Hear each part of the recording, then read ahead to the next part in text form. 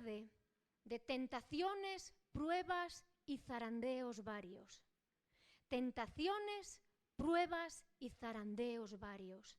Porque la realidad es que frente a grandes momentos donde vamos a experimentar la presencia de Dios, también van a haber momentos de tentaciones, pruebas y zarandeos varios que Dios permite en la vida de sus hijos. Cuando leímos en Lucas 22, y este es un pequeño texto que vimos, Lucas 22, 31, dice así: dijo también el Señor: Simón, Simón, he aquí Satanás os ha pedido para zarandearos como a trigo. Pero yo he rogado por ti, que tu fe no falte, y tú, una vez vuelto, confirma a tus hermanos. Él le dijo: Señor, dispuesto estoy a ir contigo no solo a la cárcel, sino también a la muerte si es preciso. Y él le dijo: Pedro, te digo que el gallo no cantará hoy antes que tú niegues 3 veces que me conoces. Señor, saco la espada, yo voy a ir contigo hasta el final. Cuando estamos cantando: Señor, tú estás sobrando, aquí me tienes, haz conmigo lo que quieras, yo lo dejo todo, a mí no me importa nada, yo contigo hasta la muerte. Y son palabras que sé que nacen del corazón, porque hay un momento de expresión delante de Dios. Pero Dios va a permitir tentaciones, pruebas y zarandeos varios para que nuestro corazón sea purificado y limpiado más todavía. La primera parte de este texto es: Simón, Simón, Satanás me ha pedido para zarandearos. ¿Qué me habla esta palabra, iglesia? Que para que Satanás nos zarandee, para que Satanás venga a tentarnos, lo primero que tiene que hacer es pedir permiso a Dios.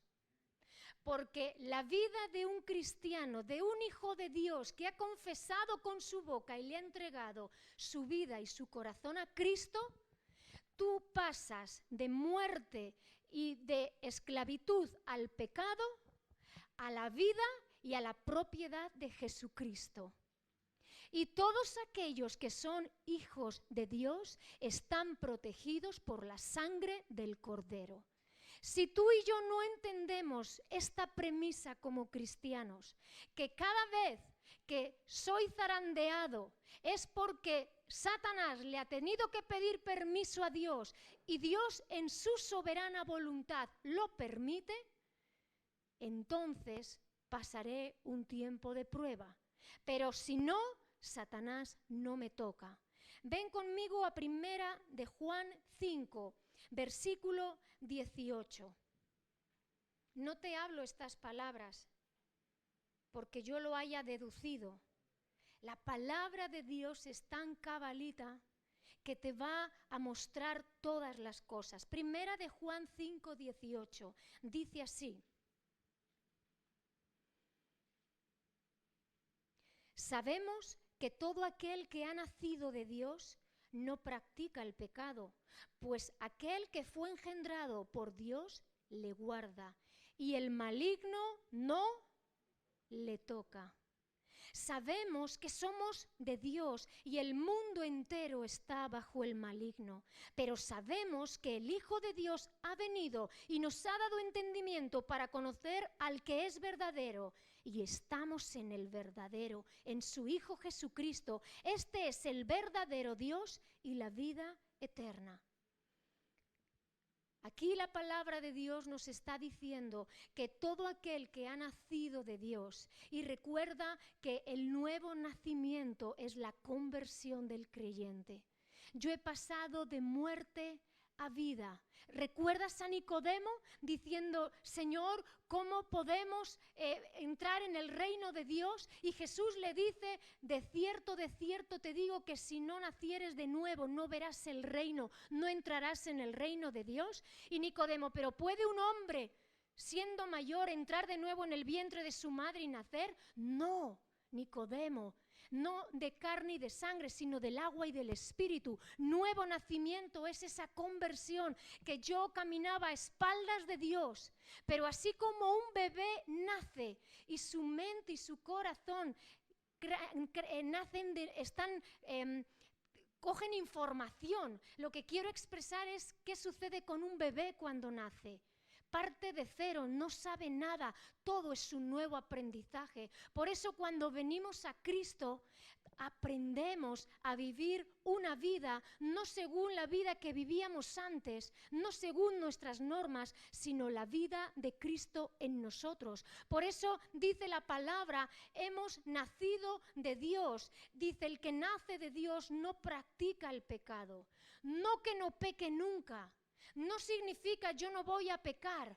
Claro que vamos a caer, vamos a errar, pero aquí está diciendo no practica el pecado. Es decir, mi modo de vivir no es vivir pecando. ¿Por qué? Porque Cristo ya está en mí, porque el Espíritu Santo ya está en mí y porque la vida de Cristo fluye en mí a través de la oración, a través de su palabra. Yo ya no estoy muerto en delitos y pecados. Ahora es Cristo y es su Espíritu el que me incita a hacer lo bueno, lo agradable y el buscar a Dios con todo mi corazón. Por lo tanto, el que ha nacido de Dios no practica el pecado. Y dice que aquel que fue engendrado por Dios, es decir, Jesucristo, le guarda y el diablo no le toca. ¿Entendemos? Satanás me ha pedido para zarandearos. El diablo no nos toca si no le pide permiso a Dios. Ahora, ¿qué es zarandear? El zarandeo es un proceso mediante el cual se sacude, pero no se sacude así. El zarandeo es, se coge una zaranda para limpiar el trigo y se sacude con fuerza y con virulencia. ¿Por qué? Porque se tiene que quitar todas las láminas de paja que se han quedado en el grano de trigo. El zarandeo es para limpiar y para separar la paja que ha quedado del grano de trigo bueno. Pero el zarandeo viene con fuerza y eso es lo que hace el diablo cuando viene a atacarnos.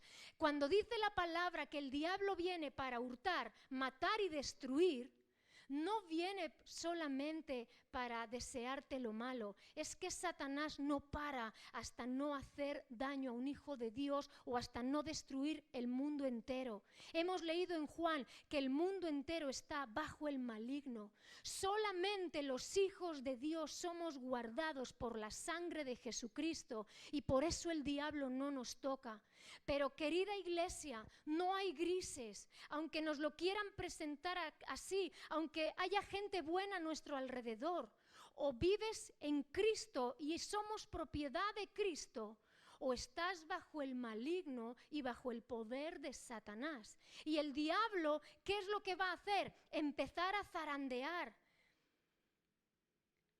La diferencia, y esto ahora vamos a leer en Santiago, porque quiero hablarte acerca de tentaciones, pruebas y zarandeos. Ven conmigo a Santiago.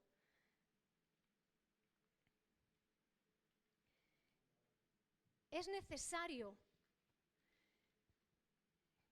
que pasemos por pruebas, iglesia. Uno dice, pero ¿por qué tengo que pasar dificultad? Porque lo que hay en nuestro corazón tiene que salir fuera. Porque Dios es el que prueba los corazones. Porque Dios quiere que a través de nuestro caminar cristiano podamos conocerle a Él. Y las pruebas de la vida son necesarias. Santiago 1. Y aquí Santiago, que es el hermano de Jesús, estaba hablando a los judíos de la dispersión. Eran los judíos que se habían convertido a Cristo en la primera iglesia primitiva, pero por causa de persecución habían sido esparcidos por todo el imperio romano. Ser cristiano en aquel tiempo no era fácil, porque eran perseguidos. Se hacían juegos donde sacaban leones, donde lo que vemos en las películas era la realidad. Mártires de la fe que por su fe eran matados, sacrificados. Y en ese tiempo de tanta persecución, Santiago habla a esos cristianos que se habían dispersado. Y fíjate que dice, versículo 2, hermanos míos, tened por sumo gozo cuando os halléis en diversas pruebas, sabiendo que la prueba de vuestra fe produce paciencia, mas tenga la paciencia su obra completa, para que seáis perfectos y cabales sin que os falte cosa alguna. Tened por sumo gozo. Tened gozo, teneos por privilegiados cuando estéis pasando por pruebas. Señor, pero ¿cómo me voy a alegrar ante un momento de dificultad? No estoy entendiendo esta situación. Problemas con los hijos, problemas laborales, problemas emocionales, problemas, porque cada uno tiene sus pruebas. Hay cosas para mí que no revestirían de importancia si tú me las contaras, pero probablemente hay cosas que para ti no revestirían importancia y para mí están siendo motivo de prueba, porque cada uno lucha y pelea con debilidades y con la carne, que también hablaremos de ella. Esas son las pruebas de la vida, cuando somos puestos en estrechez y en conflictos interiores y Dios quiere venir a probar nuestro corazón. Tened por sumo gozo cuando os halléis en medio de pruebas, sabiendo que la prueba de vuestra fe va a producir paciencia. ¿Por qué es necesaria la prueba? ¿Por qué Dios pone a prueba nuestra fe? ¿Tú dices que confías en mí? Porque tú has dicho, Señor, yo confío en ti, Señor, yo espero en ti. ¿Tú estás confiando en mí? Pues la prueba de tu fe es la paciencia. Es una característica y una virtud de la que no todos gozamos. Porque la paciencia es la capacidad de resistir y esperar en tiempo de dificultad. Es esperar algo que uno desea, pero que todavía no viene. Y es la capacidad de soportar en medio de la presión y sin quejarse. Eso es tener paciencia. Y la prueba de mi fe es que yo tengo que esperar en Dios. Que no, yo sé que vivimos en la era del microondas. Que yo pongo algo en microondas y en un minuto se ha calentado, lo tengo y listo. Que yo quiero hacer una compra, me meto en internet, en Amazon, y en un par de días lo tengo en mi casa y listo. Todo es para allá, todo es para ahora. Señor, yo quiero que tú obres y que obres ya porque yo no aguanto más. Sin embargo, la palabra de Dios dice que no solamente que esperes, que tengas paciencia, sino que encima estés gozoso, que estés alegre y que sepas esperar en Él confiadamente. ¿Por qué? Porque la paciencia tiene que tener su obra completa, tiene que completarse en mí. ¿Qué se tiene que completar en mí? El carácter de Cristo en mí. Cristo, por cuanto padeció, aprendió la obediencia.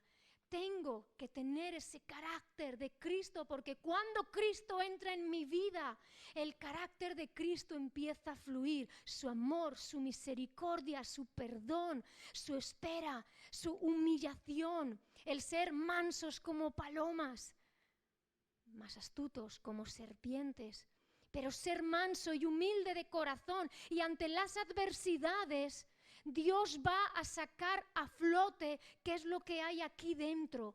Y te lo digo por mí, una cosa es lo que decimos y expresamos, pero otra cosa es lo que verdaderamente alberga nuestro corazón y es necesario que salga a flote. ¿Crees que Pedro sabía la reacción que iba a tener de negar a Jesucristo? Después de que había sacado pecho y había dicho, Señor, voy a ir a la cárcel, voy a ir a la muerte si es necesario, yo a ti no te voy a dejar. Pero una cosa es lo que se expresa, otra cosa es lo que salió del corazón. porque Dios, que escudriña la mente y el corazón, sabe lo que hay en nosotros y permite el zarandeo y permite que seamos sacudidos para que seamos probados y sepamos lo que hay. No para avergonzarnos. Jamás Dios quiere avergonzar a sus hijos. Quiere sacar lo mejor de nosotros y su obra completa para que seamos perfectos y cabales. Algo perfecto y cabal es algo completo, que ni le falta ni le sobra, es algo perfecto. Y cuando Cristo está probando nuestras vidas, nos quiere ver perfectos, exactos, sin que me falte nada y sin que me sobre nada. Fíjate que ahora parece que Santiago en el versículo 5 parece que cambia de tema, porque empieza a hablar de la prueba y luego empieza a hablar de la sabiduría. Y empieza en el versículo 5, y el que esté a falta de sabiduría, pídala a Dios, el cual la dará abundantemente y sin reproche a todo aquel que se la pida. Pero pida con fe, no dudando, porque el que duda es semejante a las ondas del mar que son arrastradas de un lado a otro. No piense que el que pida así va a recibir lo que está pidiendo. El hombre inconstante, al final es inconstante en sus caminos. ¿Por qué Santiago parece que pasa a otro tema? Porque estamos en medio de una prueba. Y está hablando de la prueba, de la dificultad de la prueba. Y cuando viene la prueba a tu mente, ¿qué vienen? Un montón de dudas, un montón de pensamientos que te desestabilizan. Y entonces, ¿qué es lo que hace? Pide sabiduría. Señor, es que no estoy entendiendo nada, o no termino de saber qué es lo que tú me quieres hablar, o cómo me tengo que conducir. Y Santiago dice, el que esté a falta de sabiduría. ¿Qué es sabiduría? Conocimiento de las cosas, entendimiento de las cosas.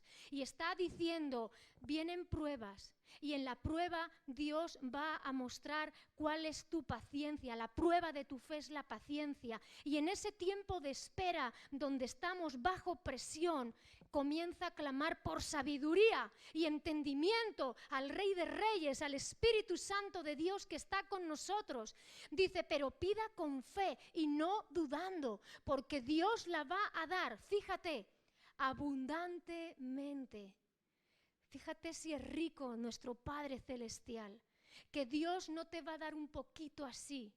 Dios dice, yo te voy a dar abundantemente y sin reproche, no te voy a recriminar que me estés pidiendo sabiduría. Ese es un buen padre con sus hijos. Hijo mío, que me estás pidiendo sabiduría, yo te envío sabiduría en abundancia. ¿Para qué? Para que puedas pasar este tramo del camino y puedas saber mis propósitos y puedas salir airoso de la prueba. Pide con fe y no dudando. ¿Esto qué me dice? Que como estemos dudando, dice, no piense que el que esté pidiendo con falta de fe va a recibir cosa alguna. Iglesia, me habla de determinación. Tienes que ser una persona determinada y un hijo de Dios determinado para clamar a Dios, determinado a pedirle con fe, Señor, este tiempo de prueba está siendo difícil, dificultoso, pero yo clamo por sabiduría del cielo y dirección del cielo, Señor. Sé que tú estás, sé que tú respondes, sé que tú me das abundantemente. Y sin reproche significa que a Dios le agrada que le pidas, que a Dios le agrada que le pidas. No hay nada peor de que alguien sepa que tiene algo poderoso a su alcance y no le esté dando uso. Sí, creo en Dios. Sí, creo en Dios. ¿Y de qué te sirve tu fe? Todo el día llorando, todo el día angustiado, todo el día con temor. Mira, este ha perdido su trabajo, seguro que yo también lo pierdo. Este ha suspendido, seguro que yo también he suspendido porque yo soy muy cafre. Y seguro nos contagiamos el miedo, contagiamos los temores, contagiamos todo lo que esta sociedad tiene. Y no hay nada peor que saber que alguien tiene poder de parte de Dios sobre su vida y que no lo estemos utilizando. Dime que vas a empezar esta noche mismo a clamar a Dios y a clamarle con fe en lo que estás necesitando para tu vida. Iglesia, si es por un trabajo, amén, estamos orando. Si es por sanidad en tu economía, si es por restauración en tu familia, sea el ámbito que sea, clama a Dios. Pero tiempo de prueba va a remover tus entrañas, porque va a hacer que tú te des cuenta de la fragilidad y de la debilidad que habita en nosotros, iglesia. Pero seguimos, porque el versículo 12 de Santiago dice así, y esto es lo que entra en consonancia con la primera parte de Satanás me ha pedido para zarandearos, pero yo he rogado al Padre para que tu fe no falte y regresado de nuevo, confirmes y afirmes a tus hermanos. Dice así Santiago 1:12. Bienaventurado el varón que soporta la tentación, porque cuando haya resistido la prueba, recibirá la corona de vida que Dios ha prometido a los que le aman. Cuando alguno es tentado, no diga que es tentado de parte de Dios, porque Dios no puede ser tentado por el mal, ni Él tienta a nadie, sino que cada uno es tentado cuando de su propia concupiscencia es atraído y seducido. Entonces, la concupiscencia, después que ha concebido, da a luz el pecado. Y el pecado, siendo consumado, da a luz la muerte. Amados hermanos míos, no erréis. Toda buena dádiva y todo don perfecto desciende de lo alto, del Padre de las luces, en el cual no hay mudanza ni sombra de variación.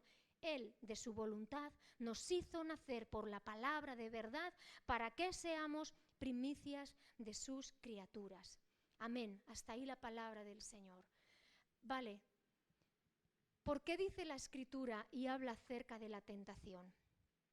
Porque dice, bienaventurado el varón, bienaventurado el hombre y la mujer que soporta la tentación y resiste la prueba. Recibirá la corona de vida que Dios ha preparado, eternidad con nuestro Señor. Ahora bien, la tentación es instigar e inclinar a una persona hacia el mal. Eso es lo que hace el diablo. Busca instigarnos y busca que tú y yo hagamos lo malo y ofendamos a Dios. Esa es la diferencia entre tentación y prueba. En una prueba, Dios está permitiendo que sucedan cosas y dificultades en nuestras vidas para ver lo que hay en el corazón. Ahora, ¿qué hace Satanás? Empezar a zarandearnos y sacudirnos con violencia y viene a tentar nuestras vidas, a inclinarnos hacia el mal. Pero ya la palabra está diciendo, de Dios no proviene la tentación, porque hay una contradicción.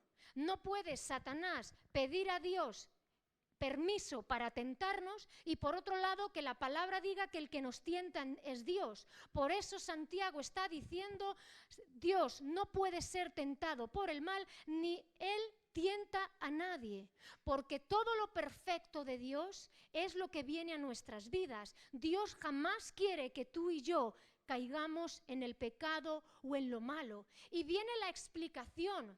Realmente dice que el pecado se gesta, dice que por la concupiscencia somos atraídos y seducidos. ¿Qué es la concupiscencia de la carne? Son los deseos que hay en nosotros, deseos sensuales, el deseo de Señor, yo quiero hacer esto, yo quiero... Somos tentados cada uno en su propia concupiscencia, en su propia debilidad, en sus propios deseos. ¿Y qué hace el diablo? Tirar dardos a nuestra mente y a nuestro corazón. Eso es la tentación, cuando el diablo conoce debilidades, susceptibilidades y lo que empieza a hacer es lanzar flechas a nuestra mente para que tú y yo caigamos. ¿Qué sucede? Somos atraídos y seducidos cada uno en nuestras debilidades. Y cuando uno empieza a dar lugar y a dar bolilla a esos pensamientos que el diablo lanza y que están fuera de lugar, dice que es algo que se gesta, como una madre gesta en su interior a un bebé, hasta que da a luz al pecado. Y dice que cuando el pecado es consumado, es llevado a la práctica, entonces da a luz la muerte. Es entonces cuando tú y yo llevamos a término ese pecado, cuando viene muerte espiritual sobre nosotros. Eso es lo que hace el diablo. Lanzar sus flechas, tentarnos a cada uno en nuestras debilidades. ¿Para qué? Para buscar nuestra caída y nuestro desplome. ¿Qué fue lo que el diablo usó? Sabía que en el corazón de Pedro había ese temor, esa cobardía, y fue directo. Cada uno de nosotros, iglesia, en nuestros deseos somos muchas veces seducidos y atraídos por el propio pecado. Y cuando tú y yo no soportamos y no resistimos, entonces viene sobre nosotros la caída. Ahora bien, Dios no permitirá nunca que seamos tentados más allá de lo que tú y yo podamos soportar. Juntamente con la prueba, Dios trae la salida. Ven conmigo a 1 Corintios 9:24.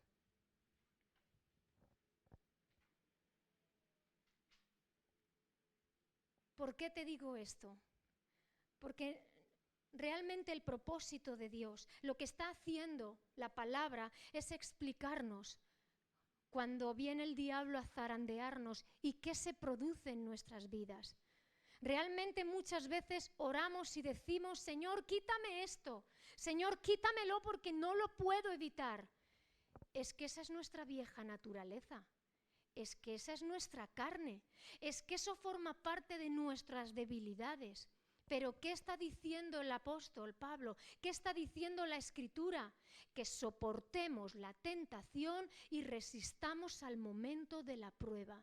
No podemos decir: Señor, quítame esto. Dios nos ha dado las herramientas necesarias para que tú y yo digamos: fuera de aquí, Satanás. Cristo es el que reina en mí, Cristo es el que mora en mí, y yo no voy a caer en esto de nuevo, y yo no voy a caer en sus mismas trampas. Diablo, fuera de mi vida. Yo quiero llevar una vida que agrade a Dios, y yo voy a buscar en esa palabra perfecta de Dios salida para resistir al diablo y que huya de mí. 1 Corintios 9:24. Fíjate qué buen consejo de Pablo. ¿No sabéis que los que corren en el estadio, todos a la verdad corren, pero uno solo se lleva el premio? Corred de tal manera que lo obtengáis. Todo aquel que lucha, de todo se abstiene. Ellos, a la verdad, para recibir una corona corruptible, pero nosotros una incorruptible. Así que yo de esta manera corro, no como a la aventura, de esta manera peleo, no como quien golpea al aire, sino que golpeo mi cuerpo y lo pongo en servidumbre, no sea que habiendo sido heraldo para otros, yo mismo venga a ser eliminado. Te lo voy a leer en otra versión, Nueva Versión Internacional, porque es un poquito más clarificador. Escucha. ¿No saben que en una carrera todos los corredores compiten, pero solo uno obtiene el premio? Corran pues de tal modo que lo obtengan. Todos los deportistas se entrenan con mucha disciplina. Ellos lo hacen para obtener un premio que se echa a perder. Nosotros, en cambio, por uno que dura para siempre. Así que no corro como quien no tiene meta, no lucho como quien da golpes al aire, más bien golpeo mi cuerpo y lo domino, no sea que después de haber predicado a otros, yo mismo quede descalificado. ¿Qué nos está enseñando la Escritura? Lo primero, está presentando la vida cristiana como una carrera de fondo. Y está diciendo que todos están en esa carrera, todos compiten.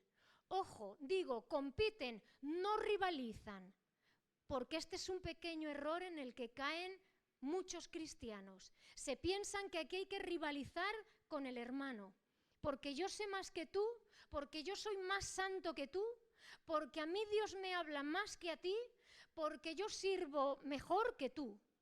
La carrera cristiana, iglesia, no es rivalidad entre los miembros de la iglesia. Lo que la palabra me está diciendo es que todos competimos, todos estamos en esa línea de carrera. Y la Escritura no pone el énfasis en rivalizar, sino en que todos corramos la carrera, en que ninguno se pare ni se quede atrás, sino que todo aquel que ha comenzado la obra, todo aquel que ha venido a Cristo, termine su carrera hasta el final, que es estar con Cristo nuestro Señor. No rivalizando, sino caminando juntos. Corred la carrera de modo que obtengáis el premio. Y ahora empieza a hablar un deportista. Iglesia, un deportista no puede comprarse toda la bollería que encuentra, no puede comer todas las pizzas que quiere, ni todas las hamburguesas que desea, porque eso no mantiene su cuerpo atléticamente. Un atleta tiene que prepararse físicamente, en su cuerpo, en su mente. ¿Para qué? Para correr una carrera. Por eso habla acerca de la disciplina y lo asemeja a la vida espiritual. El que corre la carrera se abstiene de todo aquello que sabe que le va a perjudicar. El diablo tiene con qué tentarme cuando yo no estoy conectado a Cristo, cuando su palabra no está morando en mí. El diablo va a lanzar todos sus dardos para hacerme caer, para derribarme y apartarme de la fe. Pero si yo no voy a poder evitar que el diablo me tiente, pero si yo soy una persona en el espíritu, un cristiano que vive en la fe, yo voy a detectar rápidamente dónde el diablo está metiendo sus flechas y donde yo puedo decir: fuera de aquí, Satanás, porque estoy preparando mi vida. Y la Escritura dice: corre la carrera de modo que obtengas el premio. Porque el que está corriendo tiene una meta. Dice, este mundo corre para algo que en sí no tiene un destino, sencillamente una medalla. Pero nosotros como cristianos estamos corriendo la carrera hacia la vida eterna con Cristo. Tiene un sentido, tiene un propósito. Y dice, golpeo mi cuerpo, lo pongo en servidumbre, lo domino. No confundir, porque esto no es literal, que este es otro error en los que muchos han incurrido. Es decir, me pego latigazos, me fustigo y he pecado y me pego sacudidas en el cuerpo, como en una cultura católica, en una iglesia católica, mucha gente hace penitencia en su cuerpo. La Escritura no está hablando que tú te pegues. Lo que está diciendo es que yo voy a ordenarme de tal forma que yo no voy a servir a mi carne, a mis deseos, sino que los deseos que yo tengo van a ser seguir a Cristo, servir a Cristo y llegar al final de la carrera. Iglesia, la propia palabra está dando muestras para que tú y yo salgamos de esa prueba airosos. Luego el apóstol Pablo va a poner como ejemplo al pueblo de Israel, porque fíjate, dice, todos salieron de Egipto y vieron la nube, todos salieron de Egipto y comieron del maná. Todo el pueblo de Israel salió de Egipto y bebió de la roca, y la roca es Cristo. Todo el pueblo de Israel vio la gloria de Dios. Sin embargo, Dios no se agradó de todos, porque muchos cayeron en incredulidad y en dureza de corazón. Y escúchame, iglesia, no todos van a querer reaccionar al Evangelio como se tiene que reaccionar. Mucha gente va a escuchar la palabra de Dios, pero encuentra demasiado duro decirle no a la carne. encuentra demasiado duro sujetar y dominar su carne y querer vivir perdidamente. Pero Pablo estaba diciendo, todo el pueblo de Israel vio la gloria de Dios. Sin embargo, no todos decidieron obedecer a Dios y guardar su palabra. Dice, y os escribo esto porque está escrito para testimonio a las últimas generaciones de estos siglos. Ven conmigo a 1 Corintios 10:1.